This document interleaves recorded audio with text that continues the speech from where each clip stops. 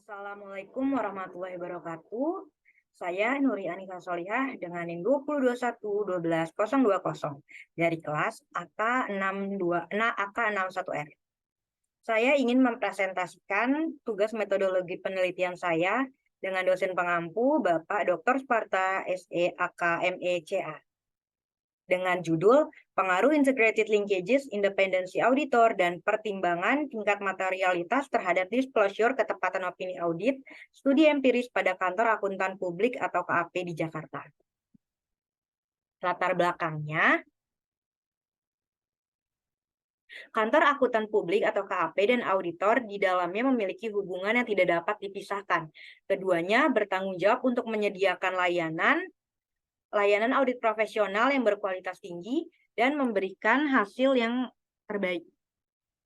Opini atau pertanyaan yang dihasilkan oleh seorang auditor dalam KAP harus dapat meyakinkan dan tidak menyebabkan kesalahan atau kerugian bagi pihak terkait. Auditor sebagai pihak yang independen dalam pemeriksaan laporan keuangan suatu perusahaan akan memberikan opini terhadap laporan keuangan yang diauditnya. Peran auditor dalam memberikan opini terkait independensi dan tanggung jawab mereka dalam menyatakan opini mengenai laporan keuangan sangatlah penting. Saat melakukan pemeriksaan laporan keuangan perusahaan, auditor harus bersikap profesional dan memberikan pendapat sesuai dengan fakta yang ditemukan selama proses audit.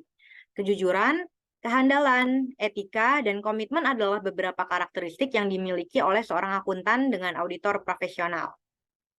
Opini auditor adalah pendapat yang dikeluarkan oleh auditor mengenai kewajaran laporan keuangan audit dalam semua hal yang material didasarkan atas kesesuaian dalam penyusunan laporan keuangan dengan prinsip akuntansi yang diterima secara umum. Menurut Mulyadi, tahun 2013-19. Tanggung jawab auditor dalam merumuskan suatu opini atas laporan keuangan diatur dalam standar audit atau SA. SA juga mengatur tanggung jawab auditor untuk menerbitkan suatu laporan yang tepat dalam kondisi ketika dalam merumuskan suatu opini berdasarkan SA 075, auditor harus memodifikasi opininya dalam laporan audit. Menurut standar audit 200 alinea 3, pada Tuan Kota tahun 2014 disebutkan bahwa audit memiliki tujuan untuk meningkatkan tingkat kepercayaan para pemakai laporan keuangan terhadap laporan keuangan tersebut. Tujuan ini dicapai dengan pendapat yang diberikan oleh auditor mengenai apakah laporan keuangan disusun sesuai dengan kerangka pelaporan yang berlaku. Dengan memperhatikan hal-hal yang material, secara umum dalam kerangka pelaporan keuangan yang memiliki tujuan umum, pendapat auditor tersebut menyatakan apakah laporan keuangan disajikan secara akurat dalam hal-hal yang material atau memberikan gambaran yang benar dan sesuai dengan kerangka pelaporan keuangan. Audit yang dilaksanakan sesuai dengan standar audit dan persyaratan etika yang relevan memungkinkan auditor memberikan opini tersebut. Nilai auditing terkait pada persepsi publik atas independensi auditor, banyak pengguna laporan keuangan menginginkan kepercayaan pada laporan yang disusun oleh akuntan publik karena mereka mengharapkan pandangan yang tidak memihak. Menurut Arens et al. Pada tahun 2014, akuntan publik dituntut untuk meningkatkan kemampuan serta profesionalismenya agar dapat diperoleh hasil opini yang tepat bagi perusahaan. Hal ini menjadi kebutuhan bagi setiap perusahaan dalam upaya mendapatkan opini wajar tanpa pengecualian atau WTP dalam laporan keuangan perusahaan yang menjadi persyaratan saat ini untuk mendapat kepercayaan publik. Kasus yang terjadi di tahun 2019, Menteri Keuangan Sri Mulyani menjatuhkan sanksi kepada akuntan publik atau AP, Kasner Sirumapea dan kantor akuntan publik KAP Tanubrata Sutanto, Fahmi, Bambang, dan rekan yang merupakan anggota BDO Indonesia. Terkait laporan keuangan PT Garuda Indonesia Persero, TBK, dan entitas anak tahun buku 2018.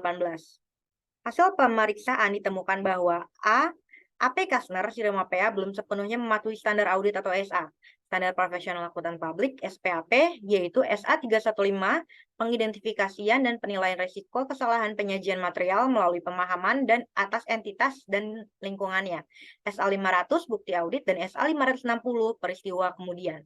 Serta B, KAP belum menerapkan sistem pengendalian mutu KAP secara optimal terkait konsultasi dengan pihak eksternal. Sanksi diberikan setelah Kementerian Keuangan atau Kemenq Pusat Pusat Pembinaan Profesi Keuangan atau P3K memeriksa AP atau KAP tersebut terkait permasalahan laporan keuangan Garuda Indonesia pada tahun buku 2018. Khususnya, pengakuan pendapatan atas perjanjian kerjasama dengan PT Mahata Aeroteknologi yang diindikasikan tidak sesuai dengan standar akuntansi. Sanksi yang dijatuhkan oleh Kemenq antara lain, yang pertama, pembekuan izin selama 12 bulan atau KMK nomor 312 atau KM 1/2019 tanggal 27 Juni 2019 terhadap AP Kasnar Sirumapea karena melakukan pelanggaran berat yang berpotensi berpengaruh signifikan terhadap opini laporan audit independen atau LAI. Dan yang kedua, peringatan tertulis dengan disertai kewajiban untuk melakukan perbaikan terhadap sistem pengendalian mutu KAP dan dilakukan review oleh BDO International Limited atau atas surat nomor S/211/MK.1 PK/2019 tanggal 26 Juni 2019 kepada KAP Tanubrata, Sutanto, Fahmi, Bambang, dan rekan atas pengenaan sanksi yaitu pada pasal 25 ayat 2 dan pasal 27 ayat 1 UU nomor 5 tahun 2011 dan pasal 55 ayat 4 PMK nomor 154/PMK.01/2017 menurut dilampirkan di cnbcindonesia.com pada tahun 2019. Kasus lainnya pada tahun 2019, yaitu OJK menjatuhkan sanksi administratif berupa pembekuan surat tanda terdaftar atau STTD selama 1 tahun terhitung sejak ditetapkannya surat sanksi terhadap Shirley Jokom sebagai akuntan dari rekan pada kantor akuntan publik Purwanto Sungkoro dan Surja, anggota Ernst & Young Global Limited. Menyusul kasus PT Hansen International Tbk atau MYRX, OJK menilai KAP ini melakukan pelanggaran karena tak cermat dan teliti dalam mengaudit laporan keuangan Hansen International tahun buku 31 Desember 2016. Berdasarkan hasil pemeriksaan, Hansen International terbukti melakukan pelanggaran akibat penjualan kafling siap bangun dan dengan nilai kotor 732 miliar. Kasus-kasus tersebut terjadi salah satunya karena kegagalan auditor dalam memberikan opini yang tepat. Dapat disebabkan karena auditor tidak mengetahui adanya salah saji material dalam laporan keuangan. Kurangnya kompetensi auditor serta tidak dirancangnya pengujian substantif dengan baik untuk mendeteksi adanya salah saji dalam tingkat asersi. Sebagian besar pengguna laporan keuangan melihat laporan audit dalam pengambilan keputusan. Oleh karena itu, penting untuk menyusun dan menerbitkan laporan yang akurat. Jika auditor membuat kesalahan dalam mengeluarkan opini atas kewajaran laporan keuangan, maka akan berdampak negatif bagi pengguna laporan keuangan dalam mengambil keputusan. Opini audit yang diberikan oleh auditor dipengaruhi oleh berbagai faktor. Salah satunya adalah independensi. Independensi merujuk pada sikap mental di mana auditor bebas dari pengaruh, tidak dikendalikan oleh pihak lain, dan tidak tergantung pada individu atau entitas tertentu. Independensi juga mencerminkan adanya kejujuran auditor dalam mempertimbangkan fakta dan memiliki pertimbangan objektif yang tidak memihak dalam merumuskan dan menyatakan pendapatnya. Menurut Mulyadi tahun 2014. Hal ini menunjukkan bahwa auditor harus bersikap jujur dan objektif dalam melakukan evaluasi serta menyampaikan pendapat mereka. Percayaan publik terhadap independensi sikap auditor independen memiliki peranan yang sangat penting dalam kemajuan profesi akuntan publik. Jika terdapat bukti bahwa independensi sikap auditor mengalami penurunan, maka akan terjadi penurunan kepercayaan pada publik. Faktor ini yang memengaruhi pendapat audit adalah pertimbangan tingkat materialitas oleh auditor. Materialitas menjadi pertimbangan utama dalam mencantumkan keakuratan laporan keuangan yang diaudit dan yang harus dikeluarkan, menurut Arens et al. Pada tahun 2014. Pengaturan tingkat materialitas bertujuan untuk membantu auditor dalam merencanakan pengumpulan bukti audit yang memadai. Hal ini menjadi dasar yang cukup untuk menyelidiki laporan keuangan dan memberikan pernyataan atau opini audit yang tepat. Semakin rendah tingkat materialitas yang ditetapkan, semakin banyak bukti audit yang diperlukan untuk mendukungnya. Menurut Yusuf pada tahun 2014. Faktanya menunjukkan bahwa pertimbangan materialitas merupakan salah satu faktor yang mempengaruhi kesesuaian pendapat yang diberikan oleh auditor. Menurut Winadi dan Merta pada tahun 2017. Selanjutnya,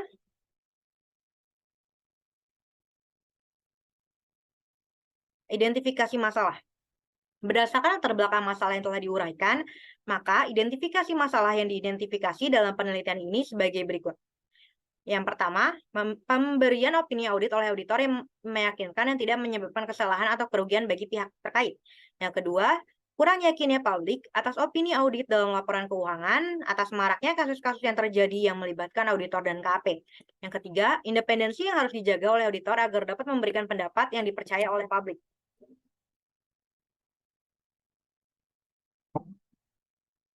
Selanjutnya, ada batasan masalah. Terdapat banyak hal-hal yang mempengaruhi pengungkapan dalam independensi auditor dan pertimbangan tingkat materialitas dalam pemberian opini audit oleh auditor, sehingga terbatasnya ruang lingkup penelitian.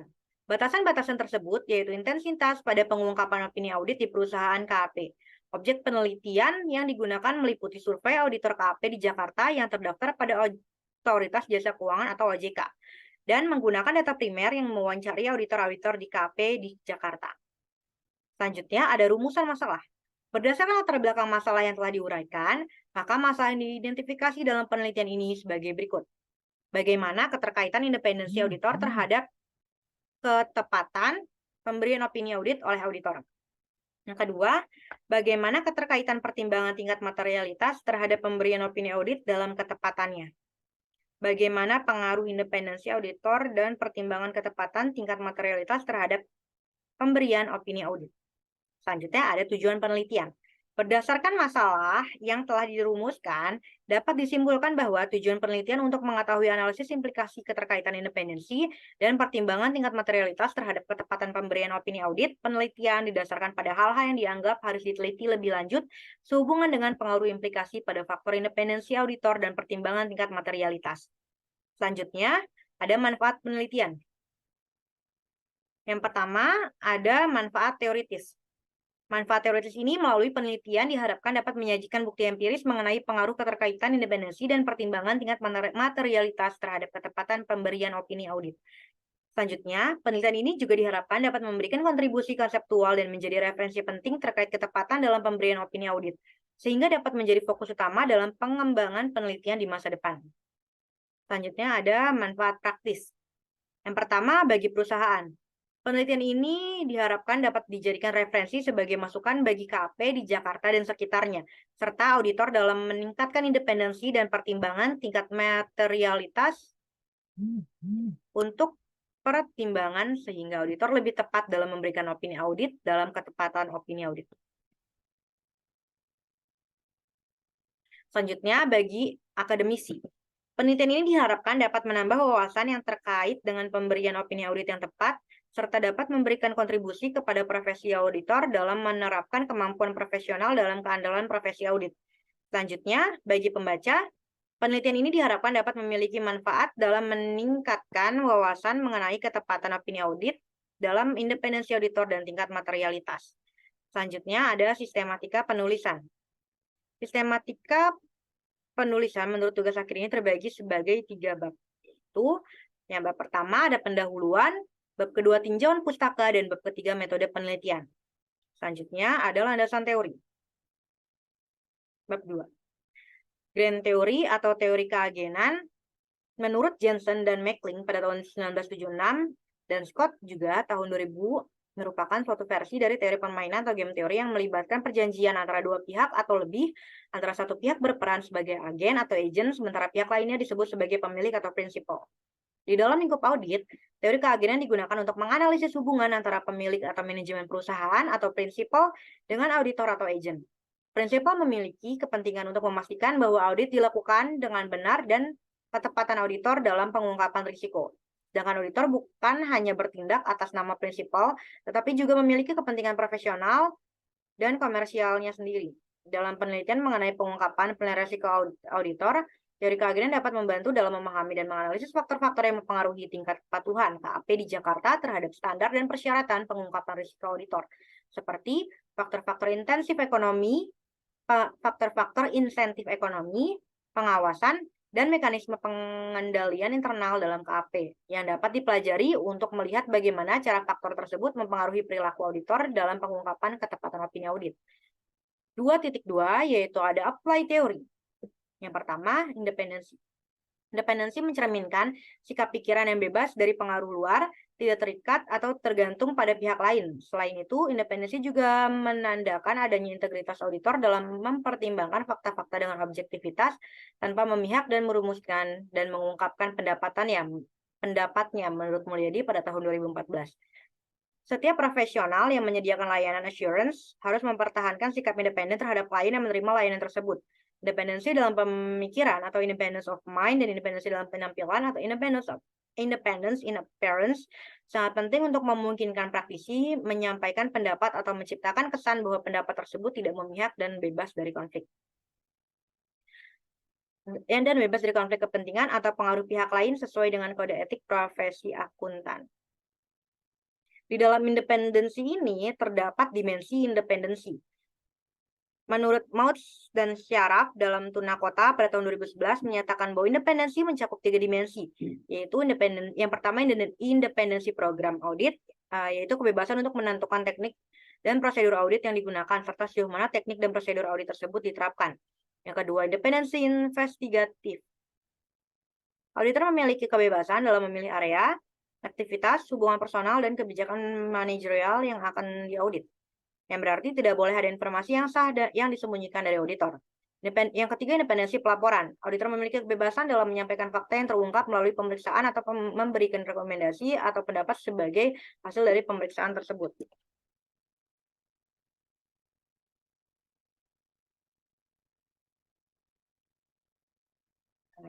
Saya akan melakukan dua presentasi.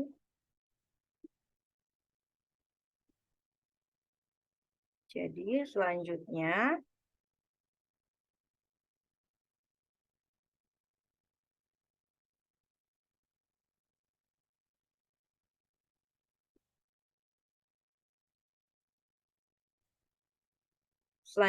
ada pertimbangan tingkat materialitas. Materialitas adalah konsep penting dalam audit. Materialitas digunakan untuk mengukur sejauh mana kesalahan atau ketidaksesuaian dalam laporan keuangan itu signifikan atau penting. Menurut Tuana Kota pada tahun 2015. Pertimbangan mengenai materialitas oleh seorang auditor melibatkan aspek profesional dan juga dipengaruhi oleh persepsi auditor terhadap pihak yang mengandalkan dan mempercayai laporan keuangan yang diaudit. Dimensi dalam pertimbangan tingkat materialitas yaitu ada 5 aspek. Yang pertama jumlah. Dimensi ini berkaitan dengan jumlah suatu transaksi atau informasi yang terlibat. Jika jumlahnya besar, maka kemungkinan materialitasnya juga besar. Yang kedua nilai. Dimensi ini berkaitan dengan besaran nilai yang terkait dengan transaksi atau informasi tersebut. Jika nilainya besar, maka memungkinkan materialitasnya juga besar. Yang ketiga ada sensitivitas. Dimensi ini berkaitan dengan tingkat sensitivitas atau risiko yang terkait dengan transaksi atau informasi tersebut. Jika informasi tersebut sangat sensitif atau memiliki risiko yang tinggi, jika terjadi kesalahan, maka materialitasnya juga tinggi. Relevansi. Dimensi ini berkaitan dengan relevansi informasi atau transaksi tersebut terhadap tujuan audit atau pengambilan keputusan. Jika informasi tersebut sangat relevan dan memiliki dampak signifikan terhadap tujuan tersebut, maka materialitasnya juga tinggi. Yang kelima, konteks. Dimensi ini berkaitan dengan konteks atau lingkungan di mana transaksi atau informasi tersebut terjadi. Misalnya, dalam konteks perusahaan besar, transaksi kecil memungkinkan tidak material. Tapi dalam konteks perusahaan kecil, transaksi tersebut mungkin material.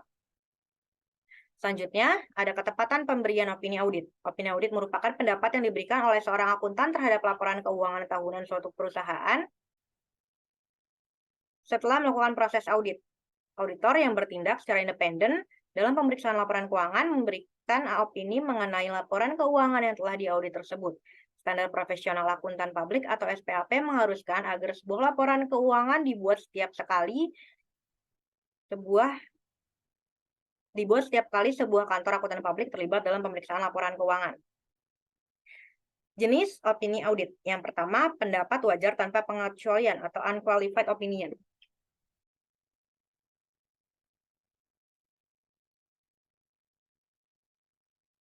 Atau unqualified opinion.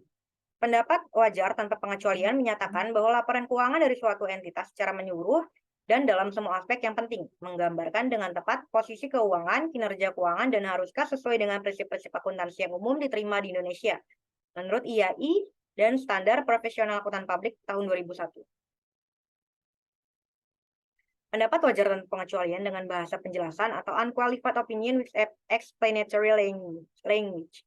Dalam situasi tertentu, auditor mungkin perlu menyertakan suatu paragraf penjelasan tambahan atau bahasa penjelasan lainnya dalam laporan audit mereka menurut IAI pada tahun 2001. Yang ketiga, pendapat wajar dengan pengecualian atau qualified opinion. Auditor harus memberikan opini wajar dengan pengecualian dalam situasi berikut. Yang A, yaitu setelah mengumpulkan bukti audit yang cukup dan tepat, auditor menyimpulkan bahwa terdapat salah saji yang material, baik secara individu maupun secara keseluruhan. Dalam laporan keuangan yang bersangkutan, namun tidak merata atau tidak meluas dalam seluruh laporan keuangan tersebut. Atau B, jika auditor tidak berhasil memperoleh bukti audit yang cukup dan tepat untuk membentuk pendapat. Namun, auditor menyimpulkan bahwa adanya posisi salah saji yang material namun tidak merata atau tidak meluas yang belum terdeteksi. Keempat, ada pendapat tidak wajar atau adverse opinion. Pendapat tidak wajar mengindikasikan bahwa laporan keuangan tidak menggambarkan dengan tepat posisi keuangan, kinerja keuangan, dan arus kas dari suatu entitas sesuai dengan prinsip akuntansi yang berlaku umum di Indonesia atau IAI 2001. Pernyataan tidak memberikan pendapat atau disclaimer of opinion. Auditor tidak melakukan audit dengan cakupan yang memadai untuk dapat memberikan pendapat atas laporan keuangan. Pernyataan tidak memberikan pendapat juga dapat diberikan oleh auditor jika mereka tidak memenuhi persyaratan independensi dalam hubungan dengan klien.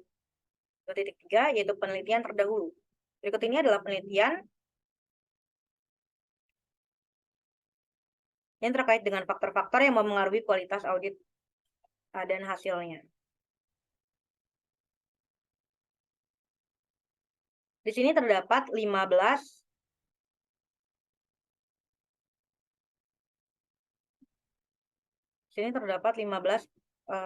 penelitian terdahulu. Dari mulai tahun 2018 sampai tahun 2023. Namun, kebanyakan penelitian terdahulunya pada tahun 2018 dan 2019 yang saya temukan. Selanjutnya ada kerangka pemikiran. Kerangka pemikiran ini untuk variabel independennya yang H1 itu adalah independensi dan H2 adalah pertimbangan tingkat materialitas. Sedangkan untuk variabel dependennya yaitu ketepatan pemberian opini audit.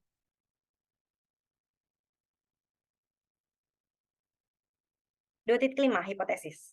Berdasarkan model penelitian di atas, dapat diuraikan ke dalam hipotesis penelitian sebagai berikut. H1-nya, independensi berpengaruh terhadap ketepatan pemberian opini audit, dan H2-nya, pertimbangan tingkat materialitas berpengaruh terhadap ketepatan pemberian opini audit. Bab 3-nya, yaitu metodologi penelitian.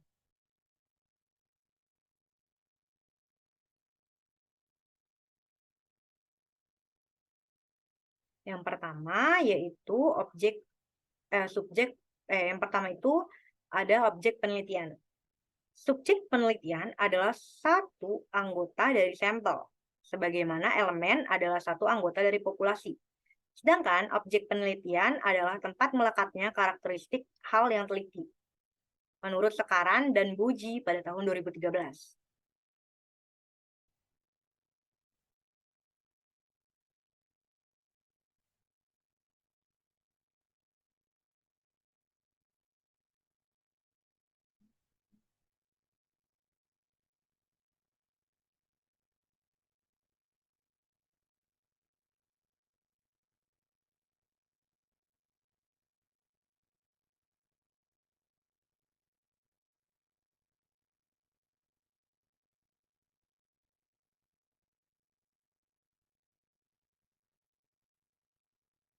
Sempat terputus jaringannya. Selanjutnya, objek yang dipilih pada penelitian ini adalah ketepatan pemberian opini auditor dan independensi serta pertimbangan tingkat materialitas. Jenis data yang digunakan pada penelitian ini menggunakan data primer berupa kualitatif dari mengisi kuesioner oleh auditor-auditor KP di Jakarta yang terdaftar di OJK. Selanjutnya, ada teknik pengambilan sampel. Penelitian ini menggunakan metode purposive sampling karena tidak semua sampel memiliki kriteria yang ditentukan pada penelitian ini. Kriteria tersebut adalah yang pertama, auditor yang bekerja di 50 KAP di Kota Jakarta. Yang kedua, auditor yang memiliki kemampuan dalam merumuskan opini audit, yaitu A. Memiliki kompetensi di bidang audit, B. Memiliki pengalaman dalam mengaudit perusahaan, dan C. Telah bekerja lebih dari 2 tahun. Selanjutnya, teknik pengumpulan data. Teknik pengumpulan data primer dapat dilakukan peneliti menggunakan cara sebagai berikut. Yang pertama itu wawancara. Wawancara merupakan metode pengumpulan data terhadap responden untuk memperoleh informasi mengenai isu yang akan diteliti. Wawancara bisa terstruktur atau tidak struktur dan dilakukan dengan tatap muka melalui telepon atau online. Menurut Sekaran pada tahun 2015. Yang kedua, kuesioner.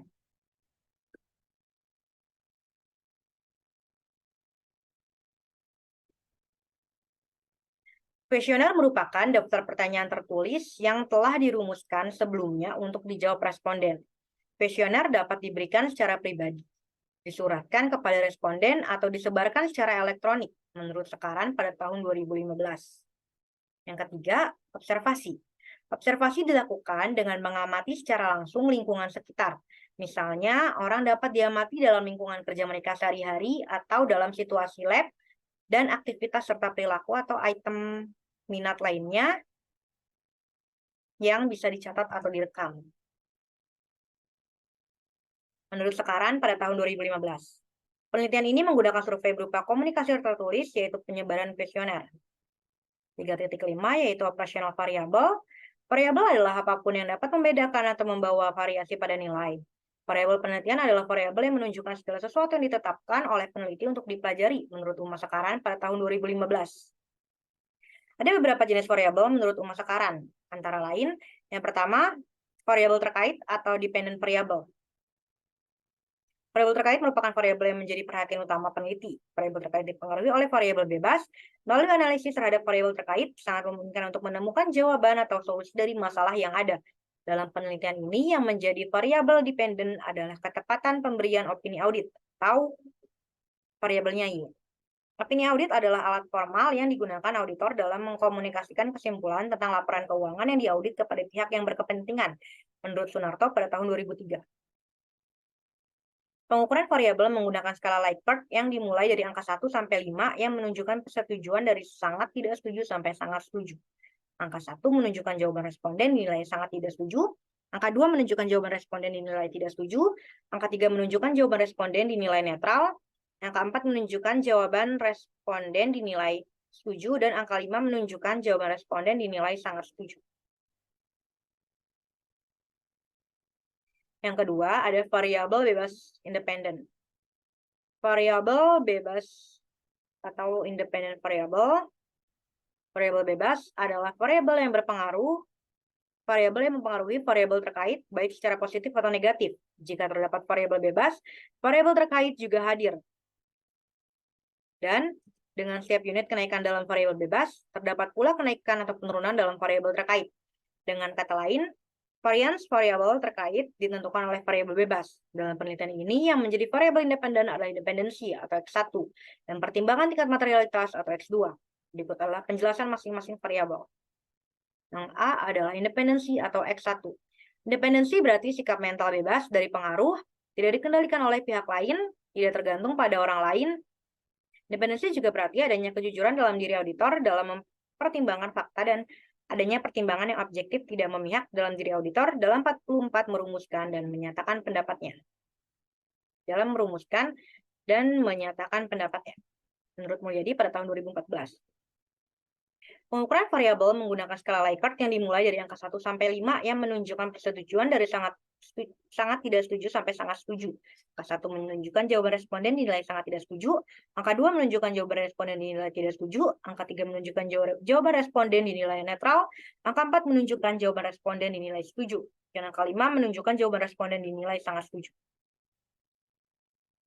Pertimbangan tingkat yang B, ada pertimbangan tingkat materialitas atau X2.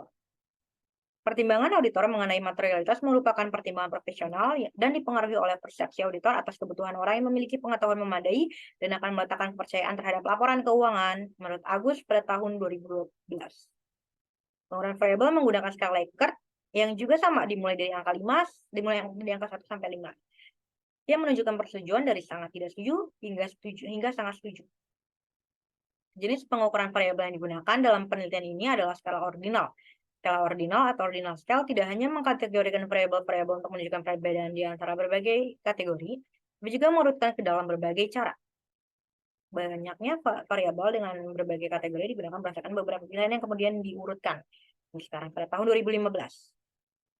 Kemudian, untuk mengukur variabel dalam penelitian ini, penulis menggunakan skala Likert yang merupakan bagian dari skala ordinal atau menurut Ghazali pada tahun 2016. Skala Likert dirancang agar responden dapat menyatakan sikapnya seberapa kuat setuju atau tidak setuju atas suatu pernyataan tertentu. Skala Likert yang digunakan adalah skala Likert dengan 5 angka penilaian seperti yang terlihat pada tabel berikut. Skala Likertnya yaitu skor 1 sampai 5. Skalanya dari sangat tidak setuju atau STS, tidak setuju atau TS, netral atau N, setuju atau S, dan sangat tidak setuju atau S, TS, S. Atau sangat setuju atau SS. Selanjutnya ada metode analisis data. Tujuan utama dari analisis data menurut takaran pada tahun 2015 adalah untuk mendapatkan perasaan terhadap data, menguji kualitas data, dan menguji hipotesis penelitian. Pengukuran konsep penelitian haruslah diyakini sungguh-sungguh bisa mengukur apa yang akan diukur dan mengukur secara akurat dan konsisten. Untuk mengukur seberapa besar pengaruh independensi, pertimbangkanlah tingkat materialitas dan ketepatan pemberian opini audit peneliti menggunakan program SPSS dan proses pengolahan data.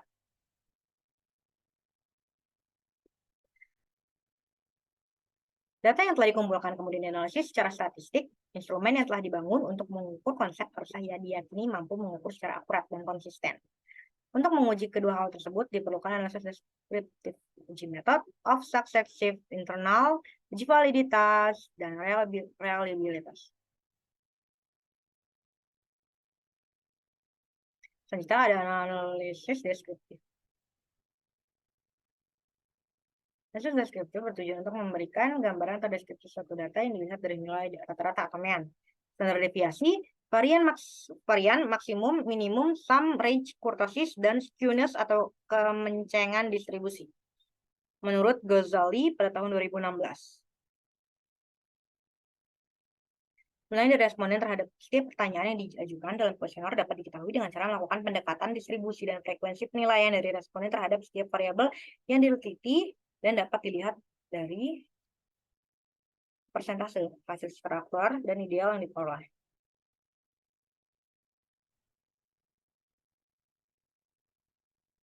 Yang kedua ada method of successive interval.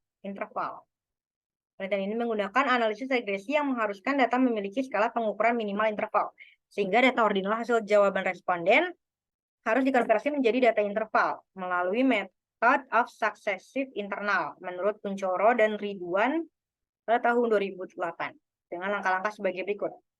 Kita harus memperhatikan setiap item pertanyaannya, lalu untuk setiap item pertanyaan hitung frekuensi jawaban. Berapa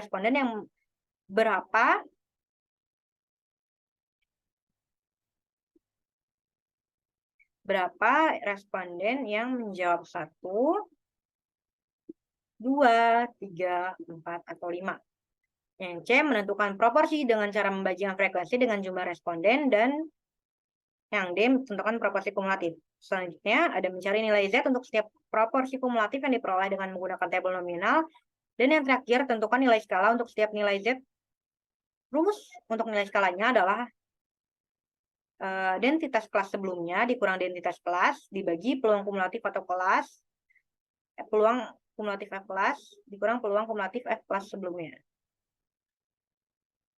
Selanjutnya ada metode pengujian data.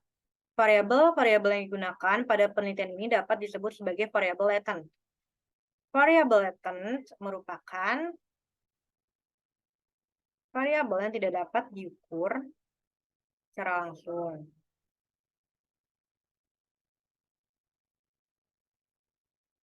Tetapi bentuknya melalui dimensi-dimensi yang diamati atau indikator-indikator yang diamati. Indikator tersebut akan diamati menggunakan kuesioner yang bertujuan untuk mengetahui pendapat responden. Kuesioner yang baik dan benar diwajibkan memenuhi dua persyaratan, yaitu valid dan reliable. Yang pertama itu ada uji validitas. Uji validitas merupakan pengujian seberapa tepat instrumen yang dikembangkan mengukur konsep atau sekaran menurut sekaran pada tahun 2013. Pengujian validitas bertujuan untuk mengukur valid atau tidaknya suatu kuesioner. Suatu kuesioner dikatakan valid jika pertanyaan pada kuesioner mampu untuk mengungkapkan sesuatu yang akan diukur oleh kuesioner tersebut, menurut Ghazali pada tahun 2016.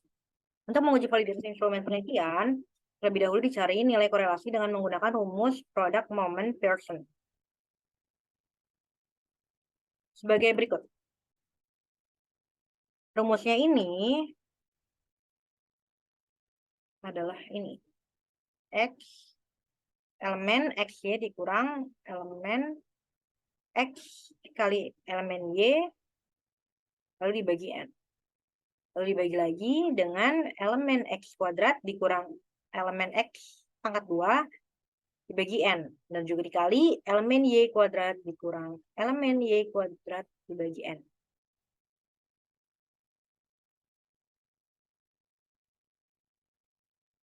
X-nya yaitu jumlah skor total setiap item X. Setelah nilai R hitung diperoleh, selanjutnya membandingkan nilai R hitung tersebut dengan nilai R table untuk degree atau freedom atau DF-nya. N-2 dan A sama dengan 5%. Ketentuannya sebagai berikut. Jika R hitung lebih besar dari R table, maka alat ukur atau instrumen penelitian yang digunakan adalah valid. Jika R hitung kurang dari R table, maka alat ukur atau instrumen penelitian yang digunakan adalah tidak valid. Saya membandingkan R hitung dengan R table dapat dilakukan melalui uji T menurut Ghazali pada tahun 2016 dengan rumusnya sebagai berikut. Rumusnya yaitu T sama dengan R dibagi 1 min R kuadrat dibagi lagi sama N min 2. Setelah T hitung diperoleh, selanjutnya membandingkan nilai T hitung dengan nilai T table pada alpha sama dengan 5% dan DF sama dengan N min 2 dengan ketentuan sebagai berikut. Yang A, jika T hitung lebih besar dari T table, maka alat ukur atau instrumen penelitian yang digunakan adalah valid. Yang B, jika T hitung lebih kecil dari T table, maka alat ukur atau instrumen penelitian yang digunakan adalah tidak valid. Pada penelitian ini, validitas instrumen diukur dengan membandingkan R hitung dan L table, yaitu R hitung didapat dari output current batch alpha pada kolom correlated dari output current batch alpha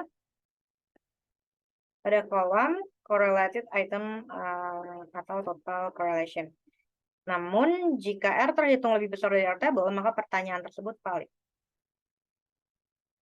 Selanjutnya ada uji reliabilitas. Uji reliabilitas merupakan sebuah pengujian mengenai seberapa konsisten instrumen mengukur konsep yang diukurnya, menurut Sekaran pada tahun 2013. Suatu kuesioner dikatakan reliable atau handal jika jawaban soal terhadap pernyataan adalah konsisten, menurut Ghazali pada tahun 2016.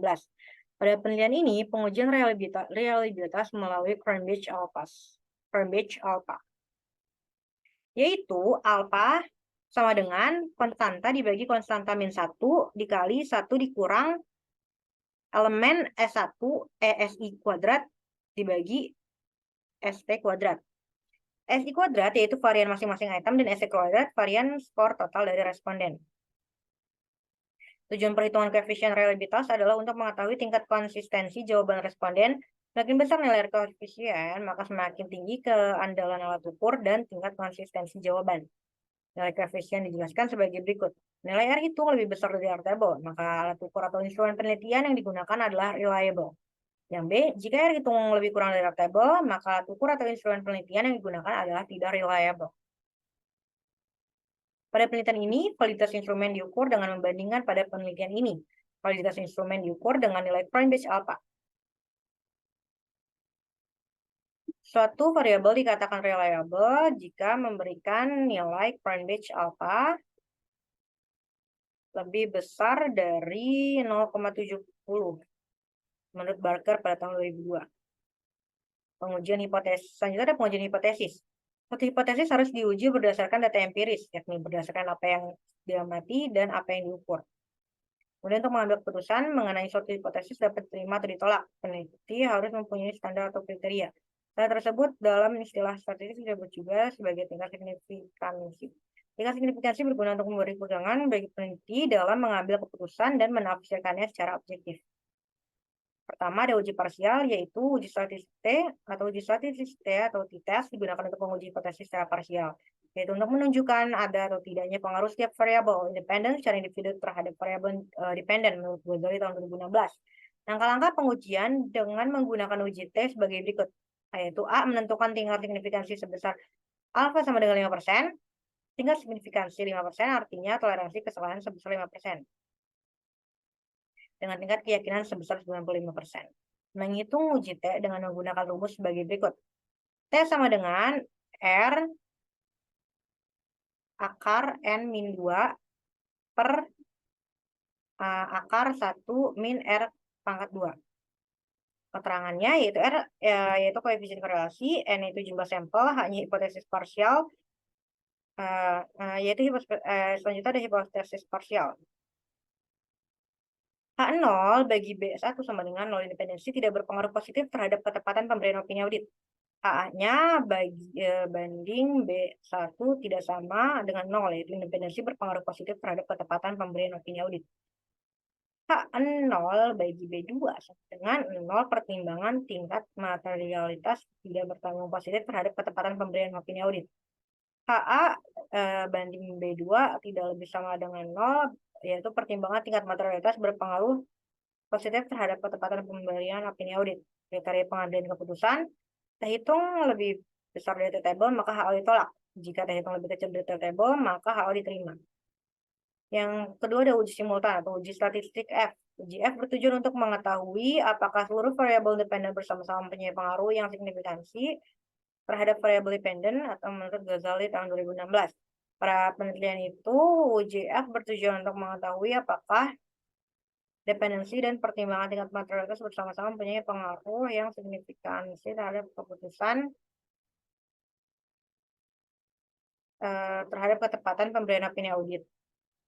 Langkah pengujian menggunakan uji F sebagai berikut, yaitu A. Menentukan tingkat signifikan sebesar alfa sama dengan 5%. Nah, tingkat signifikansi 5% ini berarti toleransi kesalahannya sebesar 5% dengan tingkat keyakinan sebesar 95%. Yang B. Menghitung uji F dengan menggunakan rumus pengujian sebagai berikut, yaitu F hitung sama dengan R kuadrat bagi K dibagi 1 min R2 dibagi lagi dengan N min K min 1. HO3-nya ya dibanding B1 sama dengan B2 independensi kekuatan.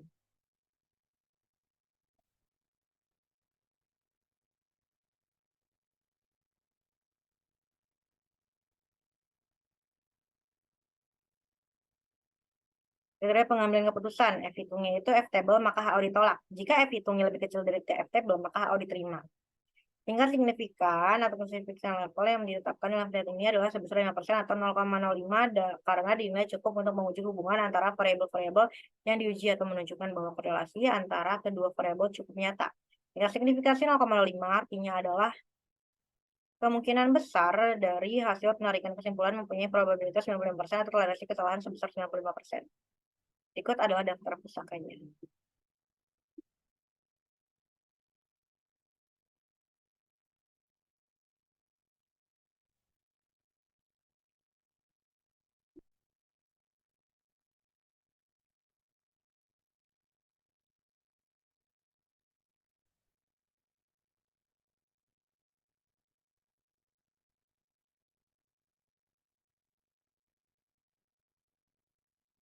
Sekian dari saya, kurang lebihnya mohon maaf. Wassalamualaikum warahmatullahi wabarakatuh.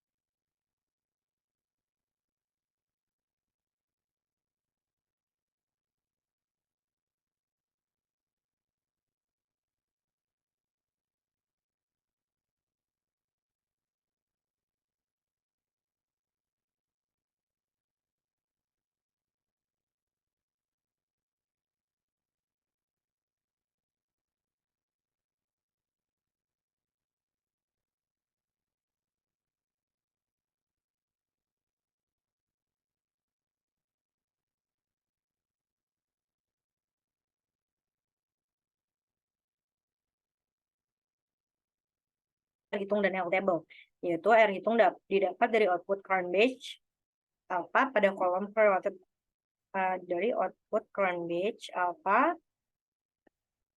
pada kolom correlated item atau total correlation. Namun, jika R terhitung lebih besar dari R table, maka pertanyaan tersebut valid.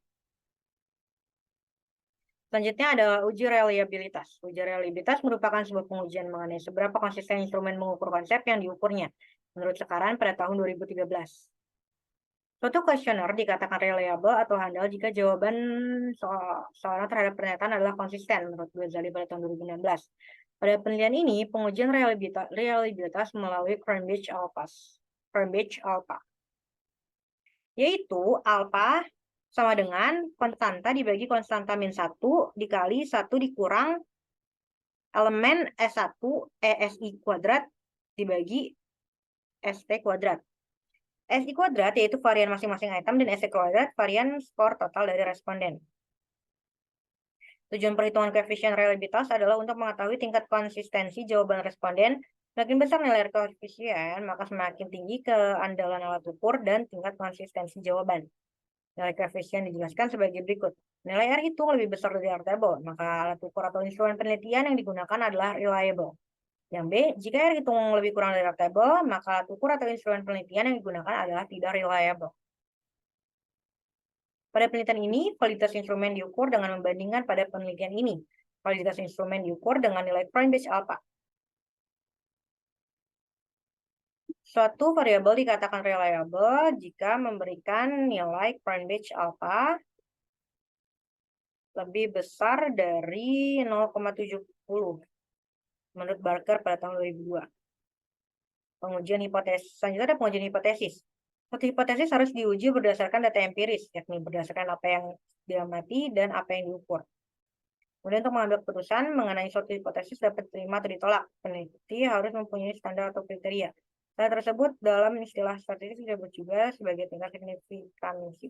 Tingkat signifikansi berguna untuk memberi pegangan bagi peneliti dalam mengambil keputusan dan menafsirkannya secara objektif.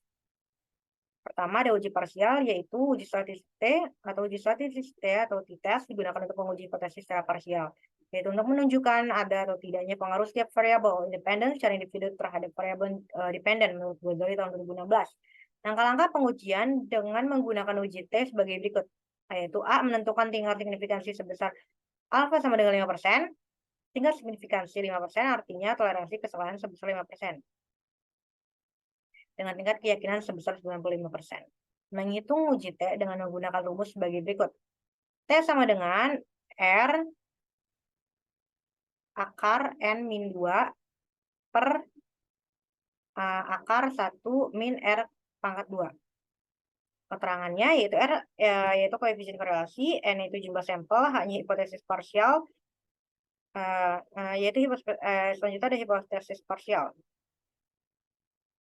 H0 bagi B1 sama dengan 0 independensi tidak berpengaruh positif terhadap ketepatan pemberian opini audit. H-nya banding B1 tidak sama dengan 0, yaitu independensi berpengaruh positif terhadap ketepatan pemberian opini audit. H0 bagi B2 sama dengan 0 pertimbangan tingkat materialitas tidak bertanggung positif terhadap ketepatan pemberian opini audit. HA banding B2 tidak lebih sama dengan 0, yaitu pertimbangan tingkat materialitas berpengaruh positif terhadap ketepatan pemberian opini audit. Kriteria pengambilan keputusan, terhitung lebih besar dari table, maka HO ditolak. Jika terhitung lebih kecil dari table, maka HO diterima.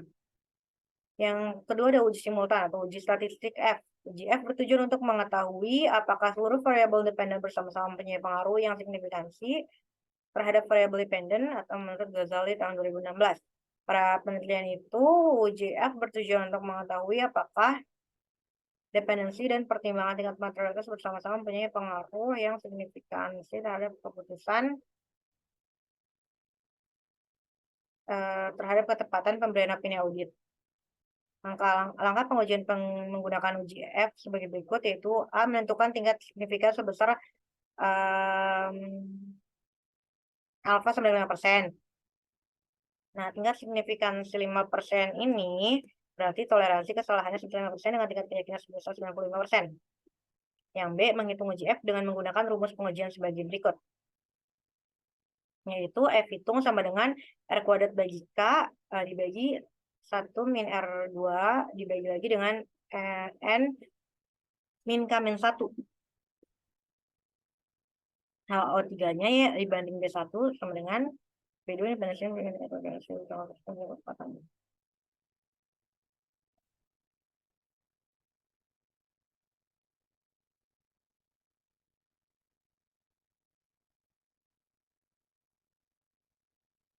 Kriteria pengambilan keputusan, F hitungnya itu F table, maka HO ditolak. Jika F hitungnya lebih kecil dari F table, maka HO diterima. Tingkat signifikan atau signifikan level yang ditetapkan dalam data ini adalah sebesar 5% atau 0,05 karena dinilai cukup untuk menguji hubungan antara variabel-variabel yang diuji atau menunjukkan bahwa korelasi antara kedua variabel cukup nyata. Tingkat signifikasi 0,05 artinya adalah kemungkinan besar dari hasil penarikan kesimpulan mempunyai probabilitas 95% atau toleransi kesalahan sebesar 95%. Berikut adalah daftar pusakanya.